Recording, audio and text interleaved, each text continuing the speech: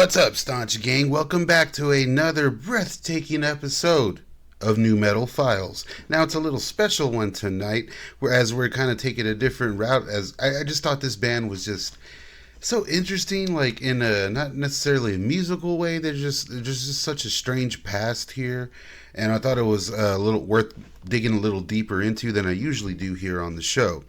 But I guess for now, I have to ask: does anybody even remember Sinistar? Like, I, for one, remember these guys first popping up on the Heavy Metal 2 soundtrack. That's, like, where I remember hearing that track we're going to watch tonight called Psycho Sexy. So that I remember that one being, like, a prominent track on the album. There was a good Pantera track on there, too. I think, like, Primus or something. A lot of skippable tracks on that particular soundtrack, if you ask me, but Sinistar was never one of them when I was younger. I used to jam the shit out of that, I admit it. But I also saw them a little later. It was around 2001, 2002 or something like that. I'm not sure. But they always kind of stuck around in my head because I was like, whatever happened to these dudes? Where'd these guys come from? And, you know, ironically, one of you guys happened to ask me down in the comments on one of the New Metal Files, hey, well, you should do that band Sinistar. I was like, oh, yeah, Sinistar. Maybe I'll look into them. But let's get to it, man, because I don't know if this is their biggest hit, Psycho Sexy, because they did have a, you know, like a music video and an actual single out there after this. But this is the track I remember them from most of all, so let's get to it. This is a weird video. This is coming from Interstellar 618 on YouTube. It's like, I don't know if it's like a tour video or something, but it looks like live footage from when I saw them, which I'm guessing was one of their only tours. But let's get to it. Psycho Sexy.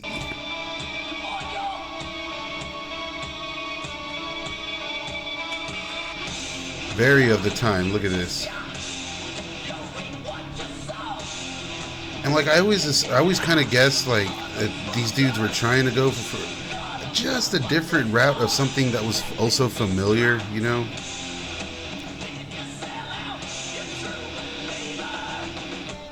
Kind of sounds like Dope or something like that, like a little spookier version of Dope, if you will. Definitely a lot of on tour footage.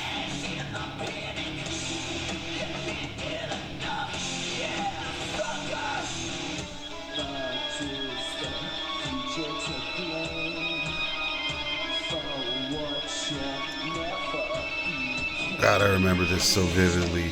Pause real quick. Now, I don't know. Let me know down below if you guys remember this band. Obviously, I want to know that.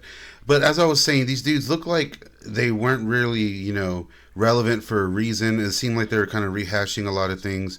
I mean, just visually, they kind of look like, you know, members of Marilyn Manson's touring band or something.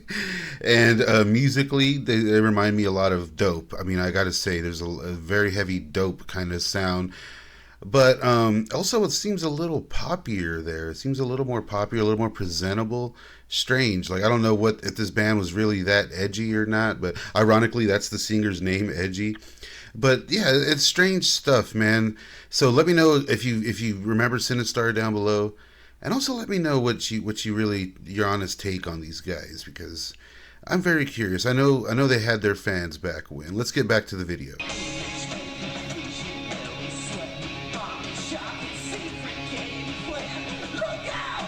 Here's that chorus.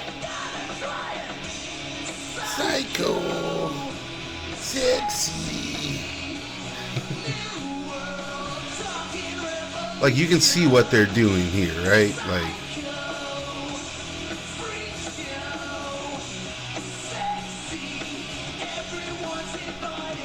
it's like, you know, you can see this being a single from more popular, more mainstream radio rock groups. Like, you can see this maybe being done by that band Saliva or something. Like, just one of those kind of whatever rock bands. As this kind of, like, when you listen to it, this is kind of like a whatever rock song.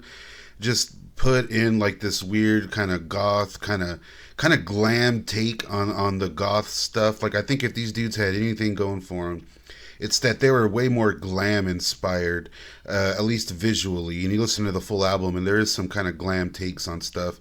And it's weird because this is around the time like when Motley Crue was trying to be more edgy, if you will, and they were having a lot of issues, and they were trying to go like the industrial route whenever they were a mainstream hair band, mainstream kind of glam group, if you will.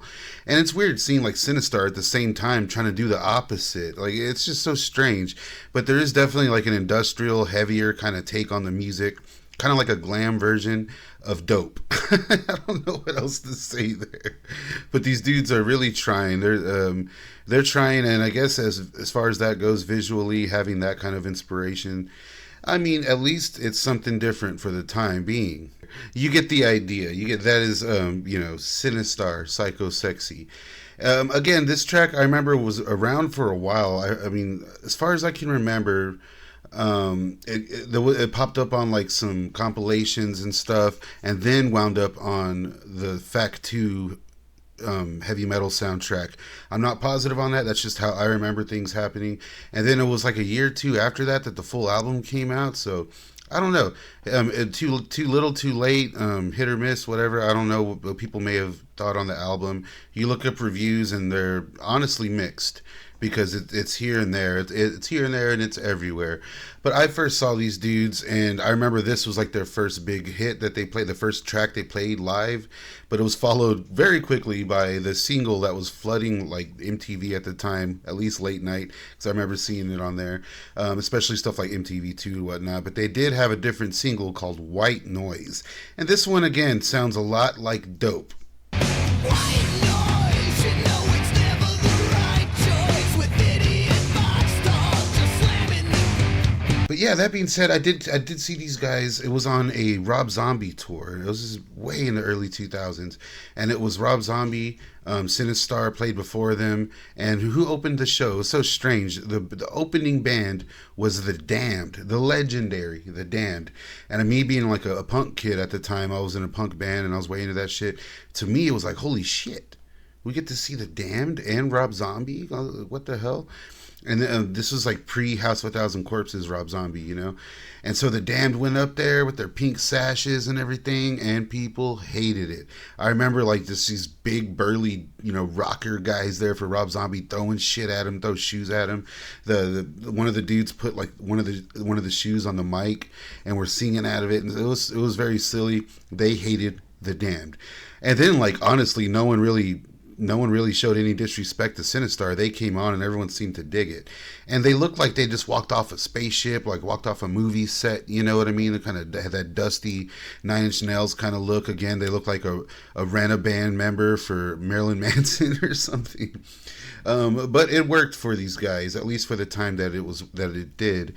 And then a side note, that show was cool because, like I said, it was a pre-House of a Thousand Corpses Rob Zombie, and he went up there and showed a bunch of footage from House of a Thousand Corpses before the film came out, and none of that footage was even in the movie. And his setup was awesome. It was a giant, devil head, pillars everywhere for people to stand. The drummer was on top of the head. These, kind of like SWAT team members brought out Rob Zombie, and all like Hannibal Lecter. It was a cool show. It was the only time I saw any of those groups. And if you didn't catch Sinistar on that tour, I'm guessing you didn't really have a chance to catch them after, because they didn't last too long. But I did find evidence that they did do another big tour. But there is a pretty interesting interview on the Sleeping Shaman, the webzine. I'll put the link down below if you want to read the whole thing. But here, it's pretty interesting. There's a few things to mention here. Here, the guy asks Edgy, who the singer to Sinistar, asks him to introduce himself. This is what he has to say. My name is Edgemont. I'm a vocalist, composer, and artist. I believe in everything I do, and I make no apologies and offer no explanation for my work or actions. I consider myself a knight errant, and I view my life as an opportunity to change the fundamental thoughts of people on this earth. I believe that to create new ways, you have to destroy old ways. So this is what I find myself doing most of the time. And I'm driven toward this end, and I find it impossible to stop. And it's so strange because, like, this dude, I mean, obviously he thinks a lot of himself, apparently, but this dude had been around for a long time, and he was actually, in the 90s, he was members of a lot of, like, kind of big underground groups, but the biggest one being the band Burning Witch. Now, I remember hearing about these guys back when, and doom metal or whatever, it's not necessarily my thing.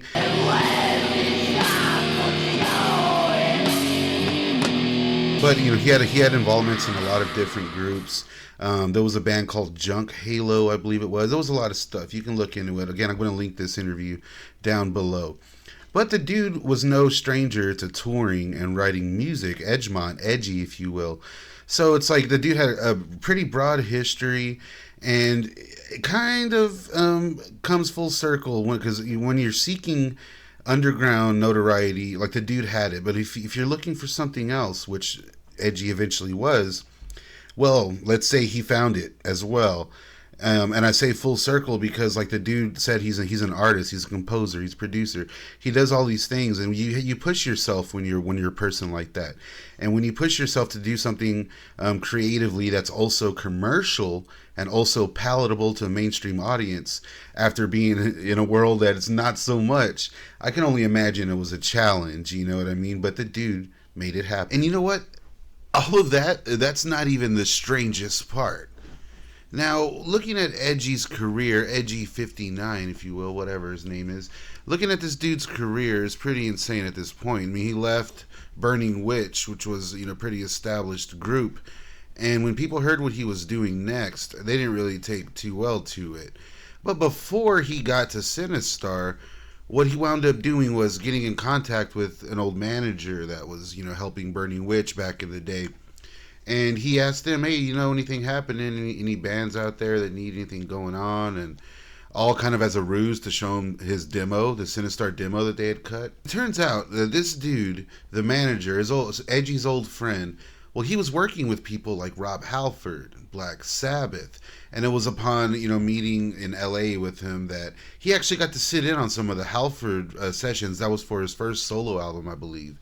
So he was already getting in behind the scenes and getting a look at things. And I guess this was just a good friend to have because this manager guy, right? Guess what he did? He got Edgy an audition to be the new vocalist for Black Sabbath. And it's a jam session that actually went down. There's no audio, there was no pictures or anything like that. But it's pretty interesting to think that this dude before SINISSTAR and after Burning Witch almost landed a gig of a lifetime. And it was whenever he showed his demo to the guy that, hey, maybe we can work something out here. I like this. This is happening. This is it. And this is after a bunch of showcases and whatnot. And so they kind of went that route again. They kept pushing this demo, doing the showcases, seeing what deal they can land. They wound up signing with the Geffen subsidiary, which was owned by FRED DURST. FRED Durst's little side label he had going there. And which is also very interesting because if you look up SINISSTAR, a lot of times you'll see, FRED Durst founded this group. This group was a FRED Durst project. You know what I mean? And it totally wasn't. In fact, I mean, I don't know. The guys didn't even really know who FRED Durst or Limp Bizkit even was, but it was clearly an opportunity of a lifetime. And not only did SINISSTAR get a tour with Rob Zombie, but they also, of course, toured with Limp Bizkit, and who knows, they probably toured with Nonpoint or some shit. But they didn't tour too much, is really what I was getting at there. But for them getting such a big push, I just don't get why. And that's whenever, in the same interview on The Sleeping Shaman, that's whenever you kind of get hints of what would go down. The interviewer asks, what can you say about FRED Durst and your tour with his band, Limp Bizkit? And Edgy's response is just perfect. He says, FRED Durst is the biggest piece of shit I've ever met. He is not trustworthy as a businessman, and he stole riffs from my demo and used them on his own record. He has virtually nothing worthwhile to contribute to the world at all. A complete loser. I have said these things to his face. He also hangs out with the lowest class of industry thieves and pencil necks in the business, namely Jordan Schur. He is also a complete idiot and signs bands so that he and Fred can rip off their ideas and try to use them to resurrect Fred's failing career. Ouch. I have also said this to Schur's face. Fucking assholes. Touring with Limp Bizkit sucked. Their fans sucked. Signing with Geffen Interscope was one of the biggest mistakes I've ever made. Associating with FRED Durst was a huge error on my part. If I ever see him around without his bodyguards, I will pummel his face into gelatin for stealing my riffs. Fuck those guys. And he goes on to say that there will probably never be a Sinistar reunion and that time has passed, blah, blah, blah. But strange story regardless. And it's crazy. I mean, there's no pictures of Limp Bizkit with Sinistar. I couldn't find much info on the tour. They're listed on the Wikipedia page, you know, on FRED DURST label, but they don't even have a link. So they're largely a forgotten group. Whenever I'm assuming they could have been a lot bigger if they played the industry ball. You know what I mean? As for FRED Durst, till this day, he has not replied. That's all I got for you tonight, Staunch Gang. I hope you enjoyed this very special installment of New Metal Files. Let me know down below who I should cover next. You guys have been sending me a lot of kind of recommendations, a lot of ideas on who to do next, and a lot of them are pretty good. I'm thinking of doing like a combination video, maybe doing 3 bands in one episode or something like that. Because all of my links are down below. Actually, why don't you buy yourself some nice winter apparel from Staunch TV? Check it out. Guys, I love you all. Thank you so much. I love doing these New Metal Files. A lot of fun. I will see you soon.